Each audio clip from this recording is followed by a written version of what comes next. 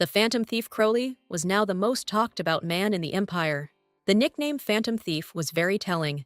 Again, he sent warnings, and then stole items of dubious value, which are incredibly difficult to steal, and always returned them. He played tricks on the rich by spreading ridiculous rumors. Crowley was not just a topic of conversation for the people of the Empire. He was in some sense a virtue, which is why he was so popular. However, even the famous Phantom Thief had a dark side. In fact, he was a criminal mastermind who hinders the protagonist and his allies. Robert Casson, the young duke. That was his real identity. Even playing the thief was just a way to hinder the protagonist. The girl was reincarnated and ended up in the very book where the villain was the Phantom Thief Crowley. Clara Wyvern, 24 years old, captain of the Ruby Knights, a melancholic civil servant. She was basically just a citizen of the Empire. Her character was never mentioned in the book. She was going to avoid all the main characters regardless of whether they were villains or not. At least that's what she thought, and she was sure that's exactly what she would do. She just made a big mistake and took off the mask of the Phantom Thief Crowley. The guy called the girl very smart, believing that she had chosen a very good moment. Clara was shocked by herself. She immediately began to justify herself by saying that it was just an accident. But Crowley did not think so, since the girl quickly rid him of the mask with her sword. It was difficult to call such an incident an accident. At that very second, Clara began to swear that she would never tell anyone who the thief really was, no matter what happened. She handed him the mask, asking him to take it and leave. Crowley was completely bewildered, thinking that this stranger had first defeated him and now decided to make fun of him. Clara began to swear by God that she would not tell anyone anything. Besides, she had no evidence. Even if she decided to tell everyone she met about it, everyone would simply decide that she was out of her mind. Taking a step towards the girl, Crowley said that her words could still cause people to spread rumors.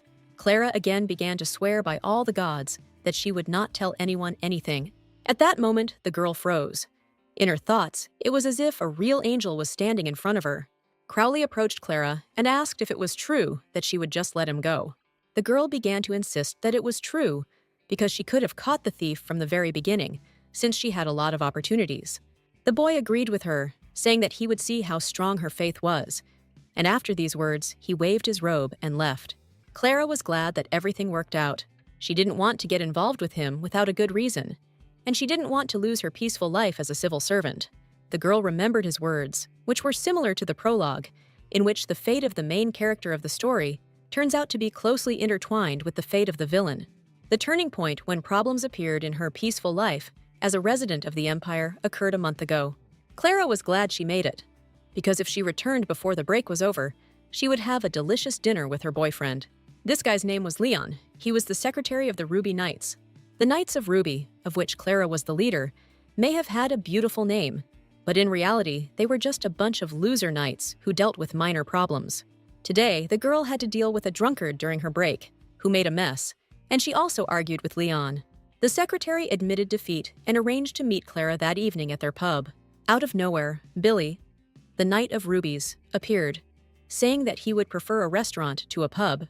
Leon pretended not to hear what the knight said, asking him to bring the official letter that the mayor had sent them. Billy enthusiastically went to get the letter.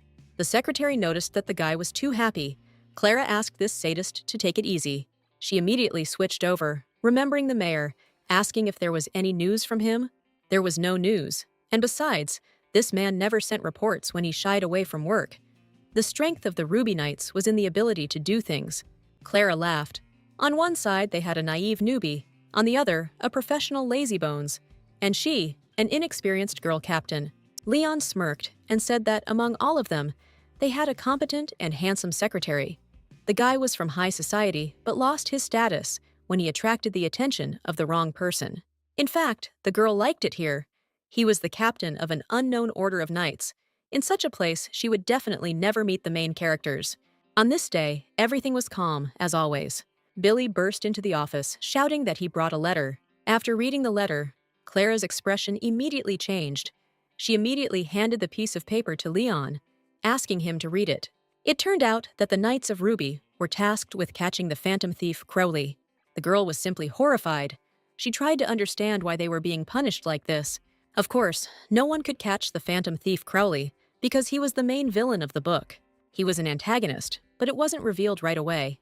The prince, whom the main character takes care of since childhood, being a servant, grows up and becomes obsessed with her. Clara only realized she had entered the world of the baby's handmaiden last year, when rumors began to circulate about the exploits of the phantom thief Crowley. She realized that if the phantom thief had already appeared, it meant that she was somewhere in the middle of the book. The prince had already grown up. The main character was the second prince, previously in disgrace. Just beginning to show himself, Robert Casson, his ally, began to secretly sabotage all his beginnings, like a phantom thief. But something didn't add up here. It was unclear why the case of the phantom thief Crowley was handed over to the Knights of Rubies. Leon was completely calm. He believed that this was done in order to check how things would go for them before handing him over to a more prestigious order. That way, they won't be too ashamed if they fail either. The Knights of Rubies will be allowed to disgrace themselves first, so that others can reap the fruits of their labors later. In the original, once Crowley became famous, his case was taken over by the Knights of Diamonds. They were the elite among the elite, an order of the imperial family. They were only given the most important cases. Now, everything was different, and to figure out what was going on, Clara went to Sir Schiffer. The Imperial Palace Knights of Diamonds was the highest-ranking order belonging to the imperial family.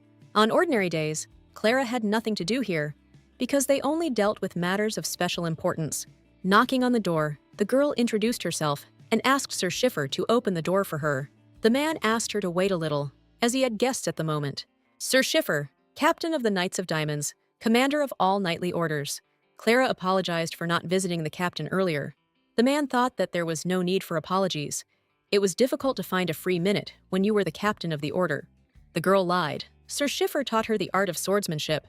That time felt like hell on earth, as if he was having so much fun making fun of her. Sir was sure that swordsmanship skills could easily be lost if not trained, so he allowed her to come to him during her free time, and he would personally supervise her training. Besides that, his sword skills and the fact that he earned the title of Count, even though he started out as a simple knight, commanded respect. Clara got straight to the point to talk about the letter that handed them the Crowley file. Sir Schiffer sent the girl to the training ground to pick up all the important materials that had been collected by the watchman and already prepared by his knights. Clara decided to try her luck anyway, and informed the commander that this matter seemed too big for her order. She asked him to take this into account and allocate more finances or people, since there were only 4 out of 7 Ruby Knights left. The commander thought about it, because he hadn't even thought about it, although he should have thought about it first. With a smile on his face, Sir Schiffer said he would take it into consideration, which meant he didn't care at all. He offered to hand over this task to the Emerald Knights if it was too difficult for Clara, but the commander knew perfectly well that they would refuse, and nothing would change. To save face, the girl proudly said that they had been honored to have the case handed over, so they would handle it. It was unpleasant and embarrassing, but at least Clara managed to win Sir Schiffer's favor. The girl promised to catch this bastard and show how strict the laws of their glorious empire are. The commander was very happy to hear such words. He was glad that he chose Clara for this matter. He was sure that the authorities would be pleased. Since Clara was so eager to get down to business right now, Sir decided to introduce her to his guest, since while working on this case, they would have to see each other often. The guest was waiting outside the door, and the man walked the girl out. Opening the doors, the commander introduced Duke Robert Casson to Clara. Clara was simply amazed. This was the person she least expected to see, for it was none other than the phantom thief Crowley. The commander noticed how the girl was staring at him and said with a smile that the gentleman was, of course, very good, but you shouldn't look at him like that. Clara remembered that she had forgotten to introduce herself, and with a slight bow of her head, she stated her name, adding that she was the captain of the Ruby Knights. She didn't expect to meet the villain like this, but he really was very handsome, probably, to be considered one of the main characters. You have to be handsome. The guy extended his hand, saying that he was glad to meet him, and Clara reciprocated. Sir Schiffer explained that his lordship works in the palace. He is responsible for the ruins and cultural heritage of the empire. Since Crowley had been spotted near the ruins recently, the girl would have ample reason to report to Casson. It seemed funny to her that Crowley was hanging around the ruins and was responsible for them himself. With a smirk, Robert said that it seemed Clara held a grudge against the phantom thief. Looking deep into her eyes, he asked if there was any reason for this. Slightly embarrassed, the girl replied that she had no reason to feel badly towards Crowley. However, she added that the phantom thief ignored the laws written by the great emperor. As a knight, she cannot allow him to roam freely. She knew that in such situations, it was necessary to respond as if the reason was completely different. This was the basic rule of life in society. Robert assumed that he was facing a talented knight. He expressed his hope that Clara's nobility and courage would be rewarded. The girl realized that now was the time to leave, so as not to interfere with this conversation and not to be an eyesore to the Duke. Robert Kasser wished the girl good luck, saying that they would see each other soon anyway. Unfortunately, this was indeed the case. But if Clara could, she would never want to see this man again. The Duke remembered the commander's words that the girl was the captain of the Order of Rubies. He believed that she was too young to lead the order. Sir Schiffer replied that there was quite a story behind it. Lady Waven used to be in the same sect as the son of a certain noble family member, but Clara proved herself to be better than him. As a result, she was demoted because, being a commoner, she dared to put herself above the son of a noble family. She was given the position of head of the lower order of knights just for show, because it would be difficult to expel her. The commander was sorry that it turned out this way, but he had no support from the factions. He was the first in his family to receive a title, and it was difficult for him to openly support Clara. This story interested the Duke very much. He asked Sir Schiffer if this girl would be able to catch the phantom thief. It turns out that he deliberately handed over Crowley's case to her in order to give her the opportunity to prove herself. The commander was convinced that Clara would succeed. He even called her a real genius. Sir Schiffer believed that Lady Waven had a tendency to underestimate herself. Given this history, she would try to show herself off so that others would not look down on her. Robert realized that he had to keep an eye on this girl.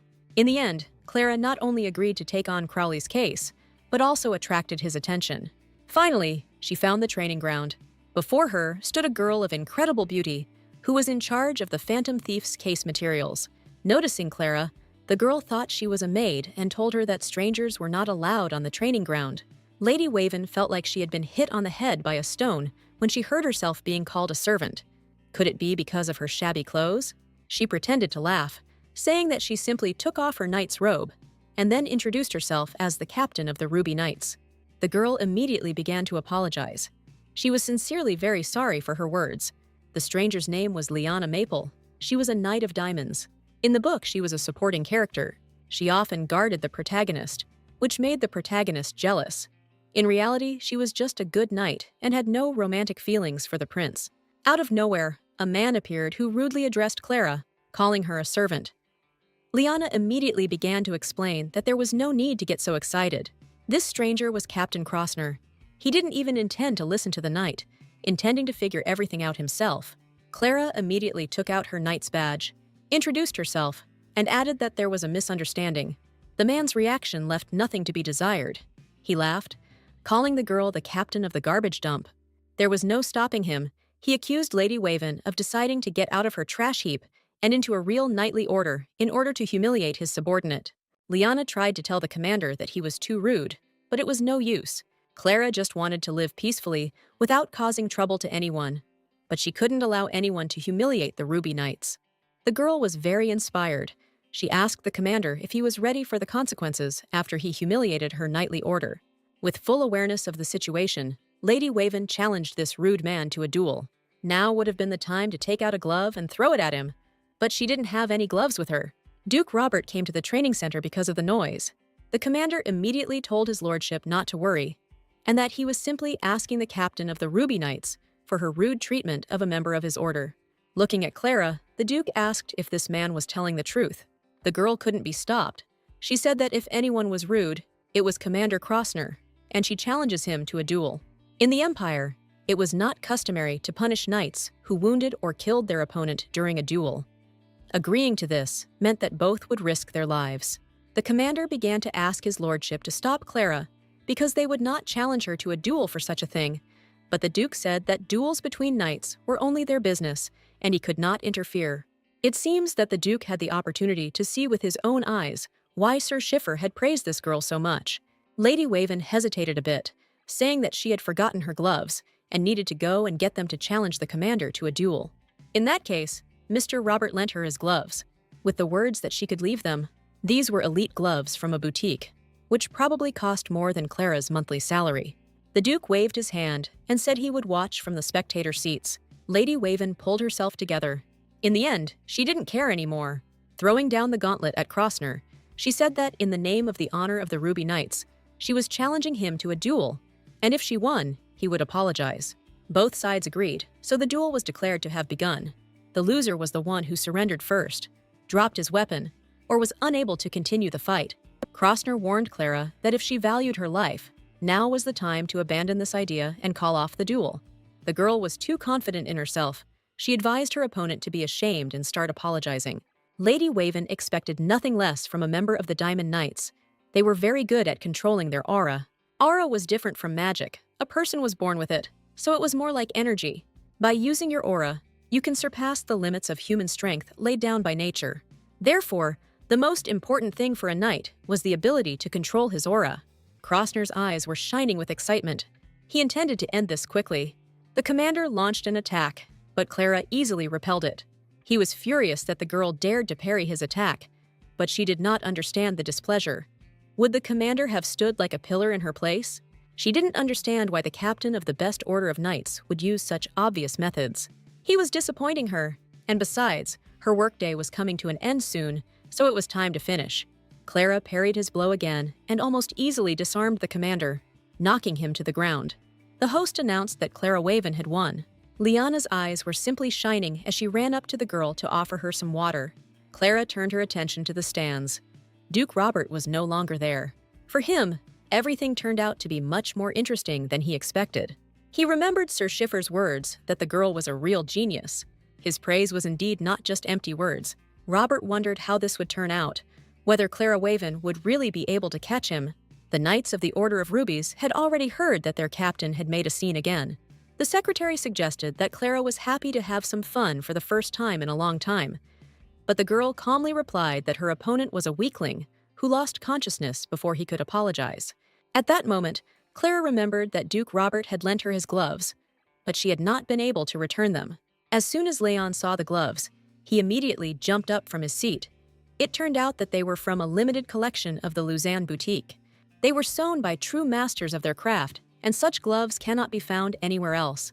Clara decided to bring them back the next time they saw each other, since he was in charge of the ruins where Crowley was often seen, so they would definitely run into each other again. The secretary was upset that the Phantom Thief would give them more work. Clara didn't despair. She suggested having a drink and forgetting about it. They still had 2 weeks. Billy was very inspired.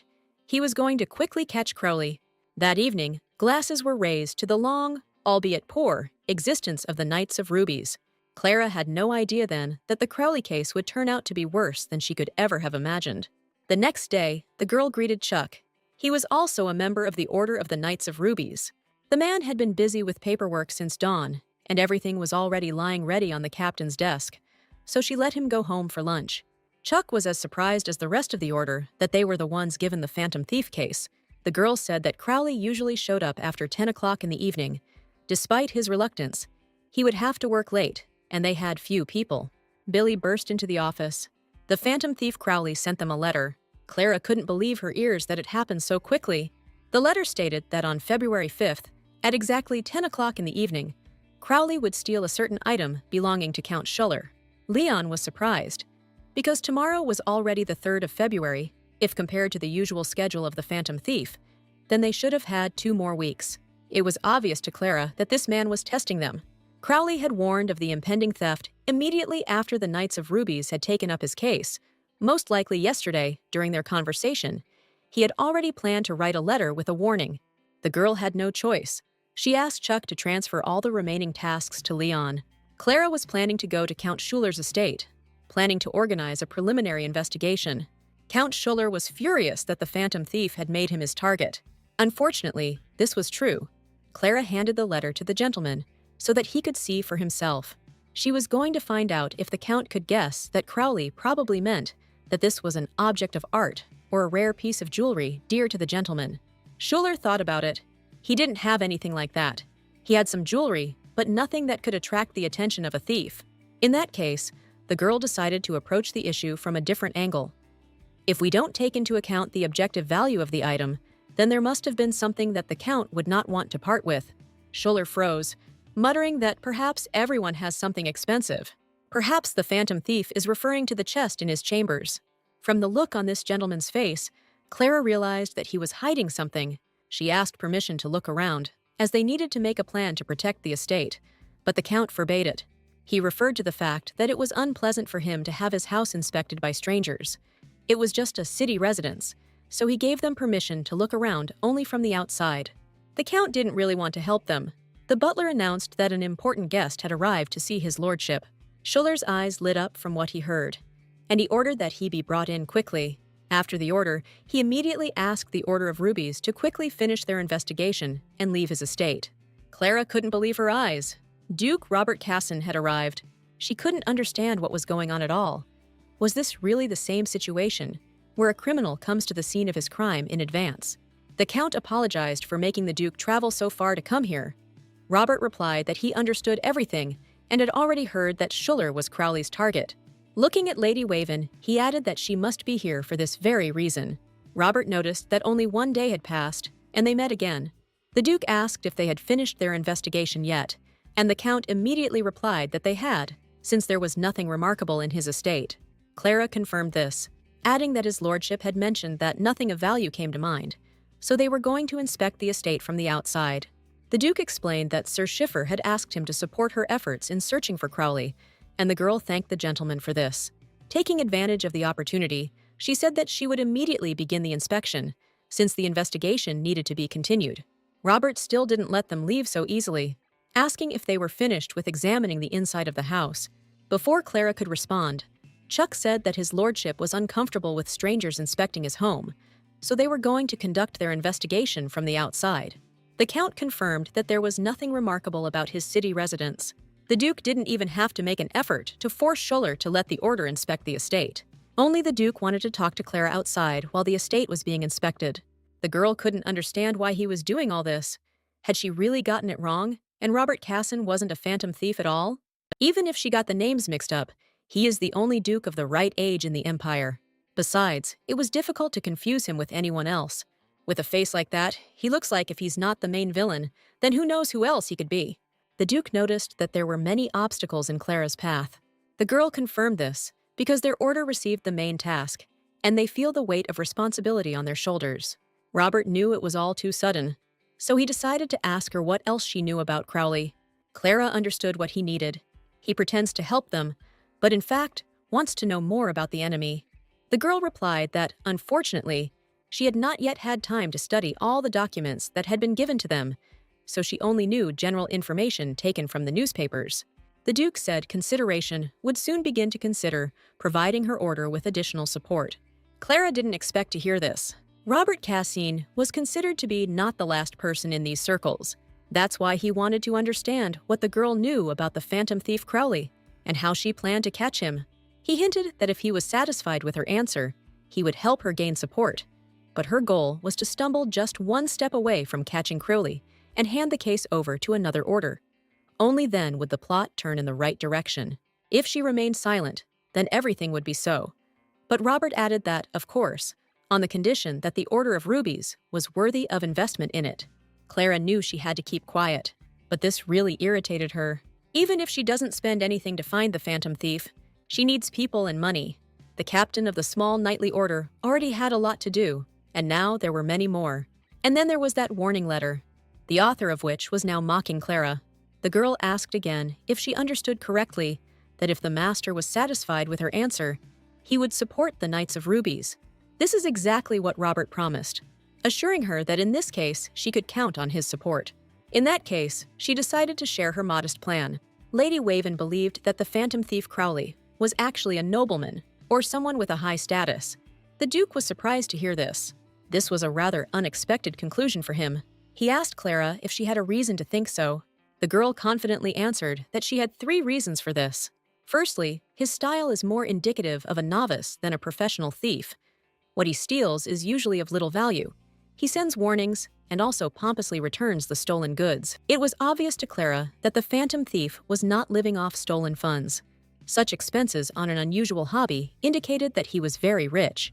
Robert agreed that her assumption was quite logical, but he believed that this did not mean that he was a nobleman, since there were also wealthy commoners. Lady Waven was convinced that a common man could not pull this off. He knew too much. Most of the things Crowley stole could only be known to the nobility, and the nobility also often becomes his victim.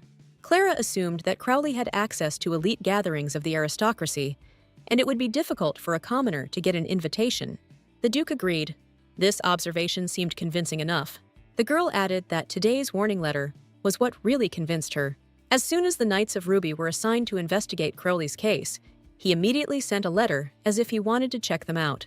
To learn so quickly about the transfer of a case to another order, it was necessary to have a complex intelligence network, something that was only available to people from high society.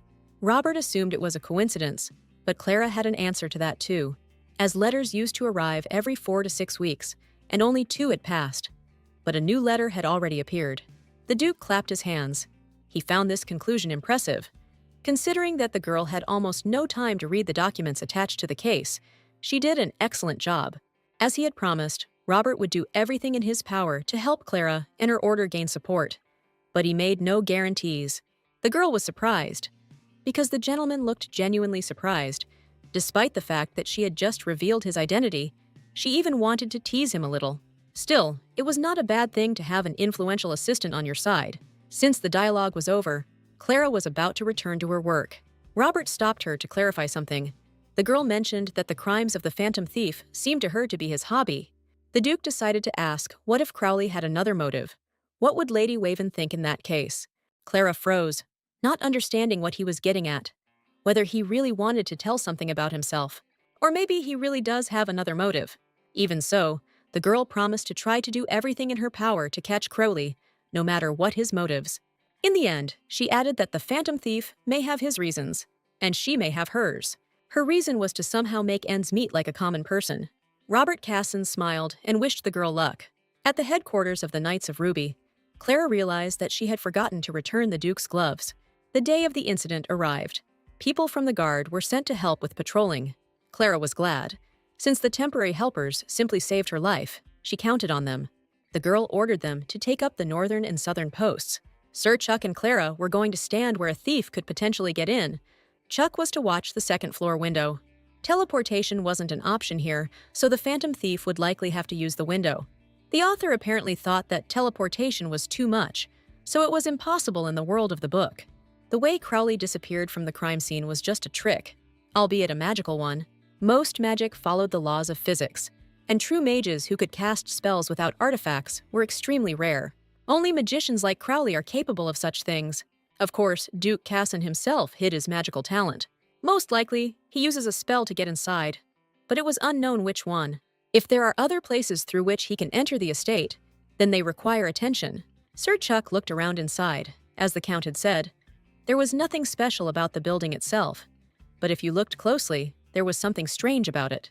Traces of spot repairs could be seen here and there. Someone had tried to patch up the building after it had been built. The bell rang 10 times, and it was time for the Phantom Thief Crowley to appear. At that very second, something happened. A very bright light appeared that blinded all the knights. It was nothing less than a dazzling appearance by Crowley. Clara informed her knights that Crowley had caused sabotage, and she herself was going to check for signs of intrusion into the estate. These flashes were extremely annoying, but at any moment the Phantom Thief could try to blind them again. The girl decided to rely on her intuition. All the windows and doors were locked. If he got inside, there should have been traces of a break-in. Finally, the girl found an open window, which meant Crowley was already inside. Having made her way inside, she froze. It was unclear where to look for this criminal. Clara remembered Chuck's words about spot repairs. The knight marked all these places on the map. They were on the wall between the pantry and the kitchen, which means someone patched up the wall between the 2 rooms. The Count was clearly trying to hide something from them. It was impossible to simply brush it off. Clara decided to check the pantry. Once there, at first glance, it seemed like it was just a warehouse. After a few seconds of being there, she realized that there was some other sound there. The girl knew that there was a secret passage in this room. Usually, city residences do not have a basement. Apparently, the Count wanted to hide something. Opening the doors, Clara saw a light. It seemed the Phantom Thief was already downstairs. The girl stumbled slightly and fell inside. And what she saw completely horrified her. She tried to tidy herself up and calm down. What she saw was in the book, one of Crowley's artifacts that allows him to become invisible. He constantly uses them to carry out thefts. Clara shouted loudly to the Phantom Thief that she knew he was here. The criminal showed up, saying that the girl was definitely smarter than the patrolman outside. She demanded that Crowley release the hostage immediately if he did not want to add kidnapping a child to his list of crimes. The phantom thief said that he felt the girl had misunderstood him. This boy is a certain property belonging to Count Schuller, which he mentioned in the letter. Clara couldn't believe it. She knew something was wrong. Crowley sometimes stole items related to crimes to solve someone's crime. He attracts as much attention as possible with his warning letters to force the nobility to look at what they had previously ignored. When the child was in Clara's arms, she asked if this was really why he had done all this. "I wanted to show everyone how two-faced Count Schuller is." The phantom thief remained silent, saying that the child was now her responsibility, as was everything that followed. Clara was in complete shock and did not fully understand what was happening. She tried to stop the criminal, but he outplayed her again. The child seemed to be in perfect health. Her gaze fell on the boy's neck. There was a mark there. This is a mark that shows that experiments were conducted on him to remove the aura core. Experiments to remove the aura core are only performed on children who have not yet reached puberty. Those who are left without a core simply stop moving. People do this for petty reasons, because they want to gain eternal youth, dream of becoming stronger, or simply crave money. They kidnap children to use them to satisfy their selfish desires. It was disgusting. Count Schuller was taken into custody. He shouted that he knew nothing and that it was all the work of the phantom thief. Sir Chuck assumed that the Count was most likely just a flunky. He probably did this just to make some money. Clara thought that, fortunately, the boy had not yet lost his aura core. They managed to save him. The girl remembered Robert's words about another motive. Could that really be what he meant? Crowley's methods were certainly illegal, but thanks to him, children were saved. It's not just about this boy, but also about other potential victims. Of course, it couldn't be denied. But Clara promised herself that next time she would be prepared and would never fall for his tricks again. His Excellency was angry, but the man swore to him that he had definitely broken off all relations with him, and the investigation into Schuller's case would not affect them in any way. In any case, there was nothing to be done, and His Excellency said that they would find someone else. He will have to lie low for now. In any case, Count Schuller knows nothing about them. Even if he is interrogated, he will not say anything. Still, he couldn't understand how that bastard Crowley had found out about the Count's business, since the deals were made in secret. Schuller was only an intermediary, and only because his city residence was well guarded and located far from prying eyes. In any case, this is not the end, and he will have to contact someone. Count Schuller's case was recognized as a case of human trafficking, so he was transferred to another knightly order. Rumors spread through the streets that the Count was a middleman, and the organizers of the crime severed all ties with him. Clara was worried that something didn't add up here, but her order was already up to its ears in business, thanks to Crowley alone, so it was safe to forget about it for now. Clara remembered that she had completely forgotten to check the post and decided to look there before work. She was beside herself when she saw the familiar addressee again, not understanding how they knew the address. The girl tore the letter into pieces and threw it away. This letter was from the estate of Baron Ludwig. Clara would like to forget about everything, but this is the family of her biological father and his children. She was born into a baron's family, but she was not raised as a true heir. The girl was an illegitimate child. Their family's financial situation was not the best, as were their family relationships. When Clara showed her abilities, she was bullied in all sorts of ways. At the age of 12, she hit her head and suddenly remembered all the events of her past life. Having realized what she was like before, the girl immediately left her family and broke all ties with them. In any case, she had long since lost her title, and they were strangers to each other. Yet, somehow, they continued to find her address and send letters asking to restore her place in the family. Clara couldn't move again because her house was more convenient for getting to work, so she decided to look through today's newspaper before leaving. In it, Duke Robert Cassian spoke about a case involving human trafficking. Duke Cassian publicly condemned Count Schuller for his actions and promised to give his full support to the victim. Clara was very surprised, since the aristocrats would probably have tried to hide what happened because of the title of the culprit. But he went and drew attention to him with his interview. This duke was not an easy man. Although he probably planned it all from the beginning, the girl wondered if the article said anything about them. She was very angry when she read the headline that the phantom thief Crowley had escaped again, and the knights were no good. Despite the support of the guards, the Knights of Ruby allowed Crowley to escape, demonstrating a ridiculous inability to perform his duties. It was written that the competence of the knightly order was called into question. Leon was sure that the newspaper wrote this at the behest of the nobility.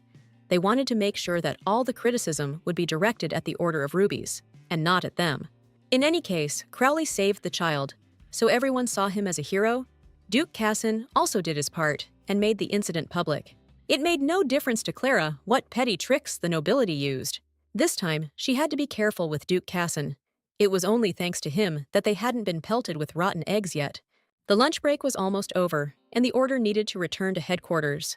Billy burst into Clara's office, saying that they had a guest. The girl was surprised, since no one was assigned to her. It was Sir Crossner of the Knights of Diamonds, Lady Waven thought, trying to remember who he was. Finally, she remembered. It was the man she had arranged a duel with when she went to meet Sir Schiffer. Clara recalled that she was entitled to an official apology if she won. Sir Crossner burst into Captain Waven's office in a bad mood. The girl calmly said that he had finally come, since 2 weeks had passed since they had last seen each other. It was clear from the expression on his face that he had not come here to apologize.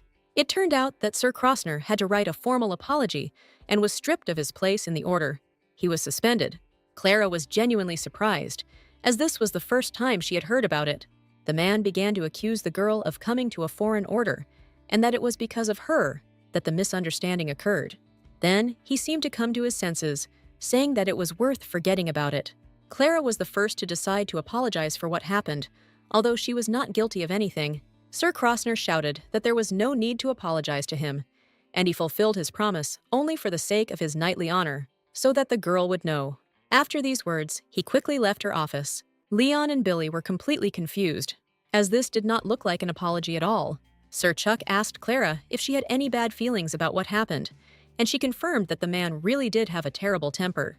That's not what Chuck meant, because that apology was official, and now Sir Crossner will write a report and get his rank back. His apology would be accepted, but that's not true. He only made the captain feel worse. Leon intervened in the conversation, noticing how Sir Chuck was very worried about their captain. The man immediately became embarrassed and began to justify himself by saying that he simply wanted to say that this could happen, and he simply wanted to warn. Clara thanked Sir Chuck for worrying about her, even though he rarely showed up for work. He could be surprisingly attentive. The girl thought that he was actually right. She was irritated that the management would think that he really apologized. Their order was too small to achieve much, and life in general was a difficult thing. Clara just hoped that would be the end of it. Sapphire Knights headquarters. Henry Mima was the deputy captain of the Order of the Sapphires, and he greeted Sir Crossner. The man came to report that he had done everything as he had been told, apologized, adding that the captain of the Ruby Knights had a very unpleasant character. The deputy captain praised Sir for apologizing properly, then mentioned that he was trying very hard to get Crossner's job back. This impudent fellow behaved too arrogantly, called Schiffer ossified, and pretended not to understand how he could be punished for insulting some lousy order. The deputy captain supported him, saying that it was indeed unfair, and some high-ranking officials were unhappy with the way Schiffer had handled the matter. Henry said that Commander Schiffer had always been kind to Waven, so it was easy to guess why things turned out this way. Crossner remembered that Maema had studied under the commander, so he asked if Clara had always been so arrogant. Henry's eyes seemed to light up from this question. He said that the girl had always been like this, and he tried to establish a relationship with her when they studied together. Unfortunately, she never reciprocated. If the girl was like that, Crossner was sure she would soon be removed, as she was mindlessly chasing Crowley and wasting resources. And if she continued to burn through funding, she would be finished. The deputy captain agreed with him, telling his guest to think that it was an unfortunate misunderstanding and that he could forget about it. At this point, Crossner was about to leave, promising to treat Henry when he was reinstated. As soon as the man left his office, the deputy captain chuckled and said that this reinstatement would never happen. That bastard has no right to talk about Clara like that, Henry thought. Sitting down on a chair and relaxing, he said that the time was almost up. When the Ruby Knights are disbanded due to constant failures, the only place she can go is the Sapphire Order. Then she would be his. Henry Mamie was sure of it, because in that case, she will have no choice but to obey him. It's strange. By today, all the documents on cooperation in the investigation of the Crowley case should have arrived, but there were still no documents from the Bureau of Ruins. The bureau was run by Cassin, who was known for his punctuality and attentiveness, so it was unclear what was going on. Turning her attention to the courtyard, Clara saw that an expensive carriage was standing under the windows of their ramshackle house. The communication stone rang, and Billy shouted that he would take it. The stone reported that a guest had arrived at the headquarters of the Knights of Rubies, but this guest was none other than Duke Cassin. Not a second had passed before Clara ran outside to greet him. Opening the doors, she ran into Robert. The girl immediately blushed from embarrassment and shame, especially after the Duke said that they had not seen each other for a long time. With a slight stammer, she said that she was glad to see him, and that he could have simply called her, and she would have come down. There was no need to go up to their shabby headquarters. Before Robert could answer, the girl asked him if he had come personally on some business, and she was not mistaken. The Duke wanted to ask her help in the case of the Phantom Thief. Sending an official request seemed a bit heartless to him, since the order was protecting them, so he decided to do it in person to show his favor. Robert also took a small gift. It was with his secretary. It turned out to be the very pie that people line up for. Clara escorted the guest to the dining room, since she had practically no space in her office. The Duke came to talk about assistance from the Bureau of Ruins. Regarding the preliminary ones, they will be available immediately. The girl sat in complete bewilderment. Robert Cassin was talking about ordinary cooperation. And did he really come here just for this? Having finished speaking, the Duke decided to change the subject and asked if it was true that Clara was close to catching the Phantom Thief. She finally understood why he came here in person, again trying to force information about Crowley. The girl wouldn't say they were close to catching him, since she didn't have time to do anything, but she still met him, since most people didn't even see him from afar. Also, thanks to the girl's quick response, the child's life was saved. Clara immediately began to explain that Crowley found the child, and she was just making sure that he would be okay. So the child's salvation was entirely due to the Phantom Thief. Robert decided to find out if it was possible that the criminal wanted to use the child in some way, but changed his mind because the girl caught him red-handed. Clara repeated that she had not changed her mind, and still believed that it was his hobby. In any case, it didn't matter whether he had the right or not. The main thing was that Crowley saved that child's life. As a knight, she couldn't encourage what he was doing, but she couldn't deny that the Phantom Thief was capable of saving someone. Robert said that this remark was very fair. He thanked the girl for sharing her opinion. She remembered that Duke Cassin had given an interview that had helped protect the kidnapped child. The reporters had criticized her knights terribly on the same page, but thanks to this interview, they didn't have any serious problems. She didn't know if the Duke had planned it, but she still wanted to thank him. The Duke chuckled and asked what if he had planned all this. Clara didn't quite understand the question. Did he really want to know what would change if he intentionally protected her knights? From the girl's reaction, Robert realized that his question was a bit ridiculous, so he said that he was just joking. Then, he got up from the table and said that it was time for him to go, as their conversation had exhausted itself. Clara didn't understand this guy at all. She remembered about the gloves, which she still hadn't given back, saying that she had washed them and kept them clean. But only today she left them at home, but she would definitely return them next time. The Duke allowed her to keep the gloves, but the girl began to shout that she could not do this, and that the next time they met, she would definitely have them with her. Robert smiled and agreed with her. This work never ended. Clara was looking forward to sitting up all night again. She was distracted by Leon. Someone asked for their help, but it didn't concern the case of the Phantom Thief Crowley. Help was needed to guard a dinner party, to which aristocrats were invited. So 2 knights were needed, since there weren't enough of their own men. From the secretary's face, Clara assumed that something was bothering him. It turned out that the request came from Henry Mame, the deputy captain of the Order of the Sapphires. As soon as the girl heard this name and surname, her face immediately changed. She didn't understand why from him. Clara understood perfectly well that if they refused, then this order would only have a reason to put a spoke in their wheels. Lady Waven only had bad memories of this guy. It wasn't just the time they were squires that was affected, but also during the last joint mission with the Sapphire Knights. Everything was bad too. Clara had no proof, but she suspected that it was because of him that instead of 7 knights, they were left with only 4. The girl assumed that this request for help could be a trap. The day of the party, judging by the number of guards, they didn't need help. But then the question was why they called the Ruby Knights. Clara ordered Sir Chuck to enlist the help of other knights and survey the area, while she herself was going to talk to the deputy captain of the Sapphire Knights. Chuck asked if Lady Waven was sure, since he could go instead of her since Leon was very excited. Clara thanked him for his concern, but said she could handle it herself. Finally, she found the office of that very deputy of the Sapphire Knights. She heard a simply unbearable voice. It was definitely him. Henry asked Clara right from the door how she was doing. She had never written to him, and he had already begun to believe that she was ignoring him. Looking at the girl, the deputy captain said that he missed her. His terrible behavior was still the same. Henry acted as if he and Clara were best friends. His soft smile and naturally pleasant face made her feel as if nothing had happened between them. The girl immediately indicated that she had come here as the captain of the Ruby Knights and would be grateful if they maintained a respectful attitude towards each other. Henry pretended not to understand why Clara was so tense. They had known each other for a long time. Couldn't she just relax? The girl asked the deputy captain in a stern voice to control himself, as this would be a bad example for their subordinates. Smiling with his dazzling smile, the guy agreed with her if that was what she wanted. Fortunately, after that, Henry only talked about work issues. The task itself was not difficult. It turns out that a large number of noble women were to attend the dinner party, so they needed the help of the Ruby Knights to guard the women's lounge. Since Henry Mima did not specifically ask for Clara's help in the letter, she therefore asked him what he would do if she did not come. The deputy captain replied with complete calm that when they asked for 2 knights from the Order of Rubies to be allocated, it was implied that Clara Waven would be among them. The girl didn't like the way he said it at all. It felt like he knew about their problems related to the lack of people.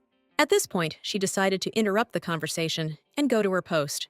The deputy captain stopped her, asking to talk after the end of the dinner party. The girl remained silent, but in fact, she did not want to talk to this man about personal matters.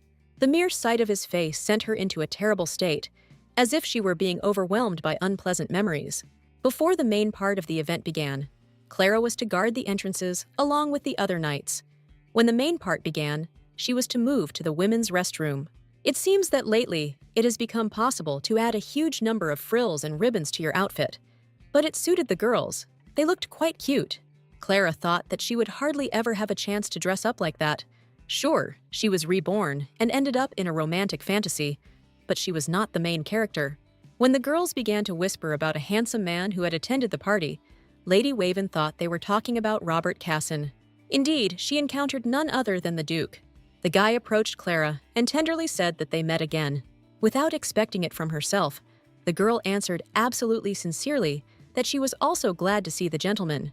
Robert Casson noticed that the girl's knightly emblem had become loose, and he began to adjust it in public. They found themselves so close to each other that they attracted the attention of noble ladies. After adjusting the fastening, Mr. Casson took his leave, saying that he would not disturb Lady Waven. As soon as he left, the girl tried to come to her senses, because just now her heart almost jumped out of her chest. That's what it means to be so charming as to be the second main character. Clara wondered if there must be some reason why the Duke had come here. Maybe the host of the party was supporting the first prince. At this point, there was a struggle between the 2 princes for the place of heir to the throne. The first prince, the son of a concubine, could not boast of being legitimate, but he had gathered a large number of followers who supported him, while the second prince, the son of the late empress, did not have such support, but was the legitimate child of the emperor. Casson was on the side of the first prince, his childhood friend, and the main character, being charming and very lucky, helped the second prince gain the support of the nobility. Clara couldn't say that it mattered to her. A simple civil servant. There was nothing much to do. Everyone was too busy enjoying the dinner party to rest. Lady Waven assumed that Henry had called her just to annoy her, and that there was no trap here. Clara turned her attention to the girl who had just recently asked her where the restroom was. Not so many people passed by her that she remembered her face. The stranger had changed. Her appearance and clothes were still the same, but the knight's strong sensitivity to the aura said that something was wrong with her. Clara approached the girl and said that she needed to examine her. It wouldn't take long, but she was obliged to check visitors. The girl looked as if through Lady Waven, she asked what the knight meant. Without waiting for an answer, she immediately started running, as if she was very scared of something. The girl ran so fast that Clara noticed her shoes. There was something wrong with them. The knight realized that this was not a young lady in front of her. The knight in charge of Sector 1-4 promptly reported that a suspicious woman was running towards Sector 1-5. Lady Waven also ordered that the building be searched, as she had a suspicion that a young lady was being held somewhere. She must have somehow changed her appearance with magic or an artifact. Approaching her, She hid her aura, which means that this stranger is not so simple. The girl ran outside, which meant it was Clara's chance. Outside, she could use her sword aura, and none of the guests would be harmed. Still, Lady Waven managed to catch the stranger. She was going to send her to Henry and let the Sapphire Knights deal with the rest. Clara was angry at the deputy captain because she was sure that he had not specifically warned her that something like this could happen. The girl's face did not change, and it remained a mystery to Lady Waven what kind of magic she used to hide her true appearance. Out of nowhere, Robert Casson appeared. The Duke clearly agitated. He reported that the knights were searching the building and the entire area around it. Clara thanked him for his help, as the Duke was helping the guests, and as soon as he finished, he immediately came to her. He noticed a stranger who looked unwell. Perhaps it was a side effect of the magical artifact. The gentleman said that it was necessary to search her. Lady Waven's attention fell on the bracelet. It was too simple to be an expensive accessory. Having taken off the bracelet, the girl immediately changed her appearance. It turned out to be a magical artifact. Noticing her cleavage, Clara saw a pocket watch. Just as she was about to take them off, Duke Cassine said that she shouldn't touch them. Perhaps this watch is the reason for her poor condition, and it is better to hand over the watch to the Knights of the Sapphire for investigation. Clara wondered if Robert, as a magician, thought the watch was dangerous. This object looked very familiar. The girl tried to remember if they were mentioned in the book. Lady Waven entered the office of the deputy captain of the Sapphires. He called her without giving a reason to talk openly, since there was no one else in the office. Clara decided to check if the captain of the Sapphire Knights was still alive. Henry seemed glad that the captain was still not feeling well. 6 months had already passed, and it seemed that she would have to resign. His eyes lit up when he said that after this, he would become captain, pretending that he was not ready for this yet, since the burden of responsibility was quite heavy. At this point, he decided to get to the point. While Henry was filling in for the captain, he learned a lot from the knights above him. If things continue like this, the Knights of Rubies will not last long. Clara clearly didn't expect to hear that. Henry was convinced that Crowley's case was only given to him to disband the Order of the Rubies. If she could never catch the Phantom Thief, it would mean that she was not worthy of being a knight. Putting his hand on her shoulder, the deputy captain said that it was all sad. But did Clara really want to be a knight all her life and suffer, trying to make ends meet? The girl abruptly pushed his hand away and said angrily that she would be a knight and would suffer all her life, and he could not worry about it. Absolutely calmly, Henry replied that she could, of course, do whatever she wanted, but let her remember that he had once told her that Clara should become his. For this weirdo, everything was very simple. The girl just had to kneel down and swear that she would only be with him. If she did this, he promised to become her eternal protector. At this point, Duke Casson appeared and said that the two had better stop discussing such personal matters, as they could be heard clearly from outside. Henry smiled and asked for forgiveness. With that, he took his leave, saying goodbye to Captain Waven. Clara apologized to the Duke that he had witnessed this due to her carelessness. Robert felt that there was no need for her to apologize. He also apologized for accidentally overhearing such a private conversation. But Lady Waven still felt that it was her fault. The Duke said that the captain of the Sapphire Knights had mentioned that Clara's superiors had a bad opinion of her, but that did not correspond with the opinion of the majority of the higher-ranking knights. The girl knew this very well, but if they did not show results, then their position as an order of knights would become even more precarious. Robert asked her if she hoped he would become more sloppy. With her hand on her heart, she replied that she would try to do everything in her power, asking Cassian to try as well. In fact, that was all that mattered. The Duke smiled and said he looked forward to her next move. That night, Clara had nightmares in which Henry was the main character. They threw her to the ground, but the girl didn't even utter a peep.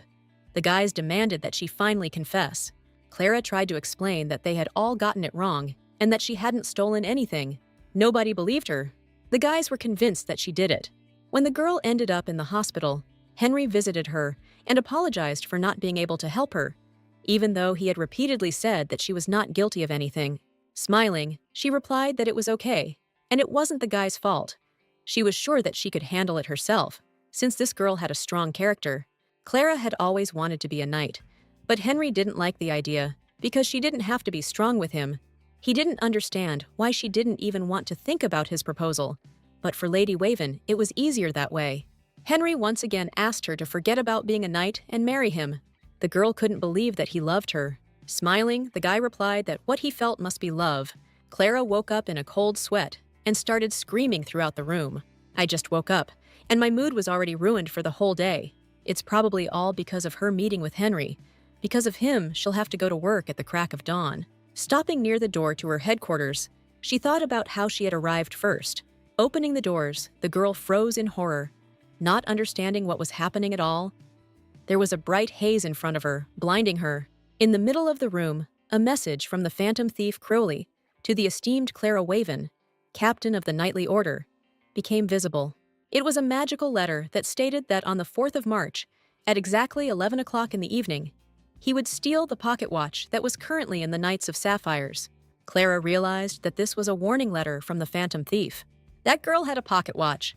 Casson reacted to them very strangely. Could it be that she worked for him? Lady Waven suggested that they were trying to disprove something with the watch, but they failed, and now Crowley is trying to cover it all up. Remembering the child who was saved by the phantom thief, the picture didn't add up. Still, Clara considered herself a rival to the phantom thief because he created a spell that is activated when the door is opened, just to give her a letter. The office of the deputy captain of the Sapphire Knights. As always, Henry smiled his nasty smile and asked the girl why she had come in person. Clara smiled back, saying that she couldn't just sit and wait for someone to give her important information about Crowley. Henry probably thought that keeping the pocket watch would prevent them from taking all the credit for themselves, but Lady Waven wasn't going to let him do that. Billy reported that all the tasks that the Knights do are assigned by the city mayor himself. What he meant by this was that the Sapphire Knights had not received an official order to take on the case of the phantom thief Crowley. If that was the case, then they should have presented an official document from the mayor.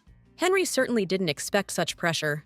Clara took Billy with her simply because she wanted to give him a chance since Sir Chuck was busy, but it seems like it's for the best.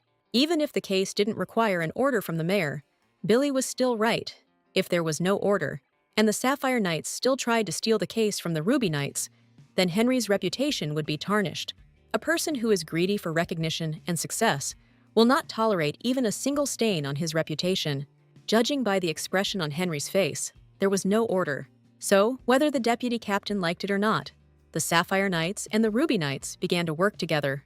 With Henry's reluctant help, they were able to meet with the knights responsible for the detainee. The suspect refused to speak.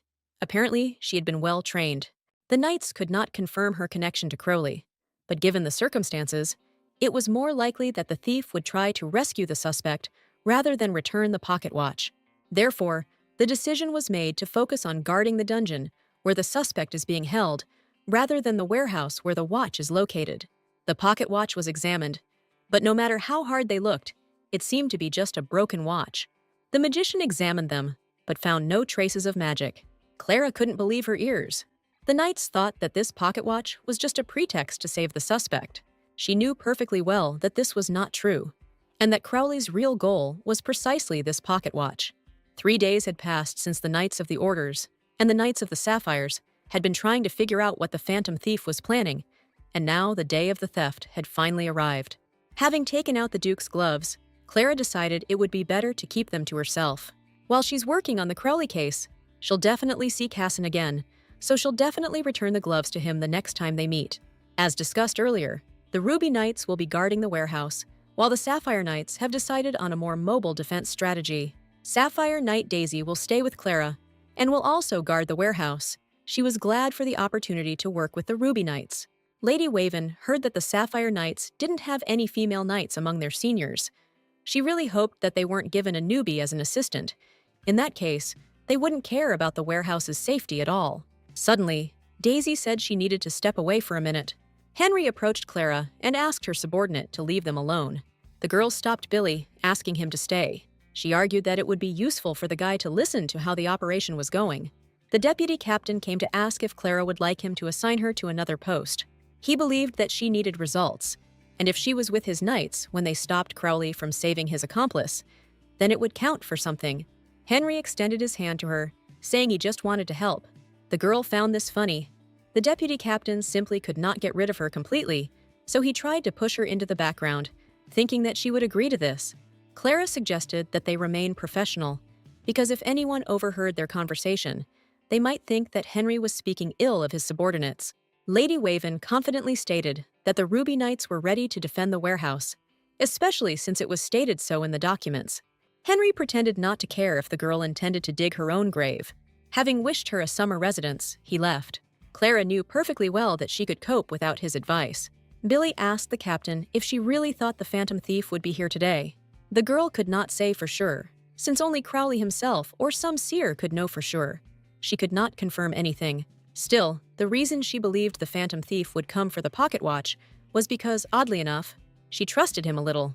Up until this point, Crowley had never lied in his letters, and he would rather report a crime than side with those who caused trouble at a party. Clara was going to do whatever she had to because she was a knight. She wasn't going to catch the Phantom Thief. Let him continue to slip away. If they could stop the watch from being stolen, then that would be enough.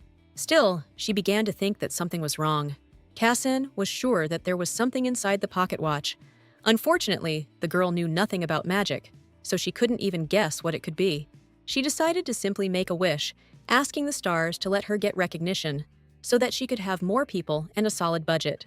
Since the time was almost up, Clara ordered the knights to take their posts. Daisy was confident that if they watched the entrance, there would be no problems, so she stood outside and Billy inside. Clara was watching the windows. The glass was reinforced, so to get inside, you would have to make some noise and spend a lot of time.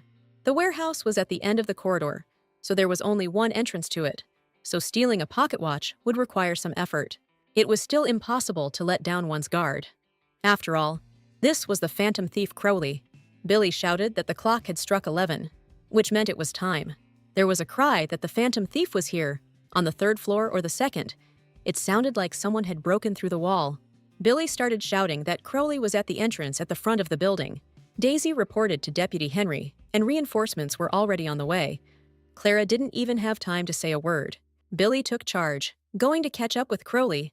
Clara was completely confused, since she did not give orders to anyone, and everyone did what they wanted. Magic could not violate the laws of physics, but it could influence the human mind.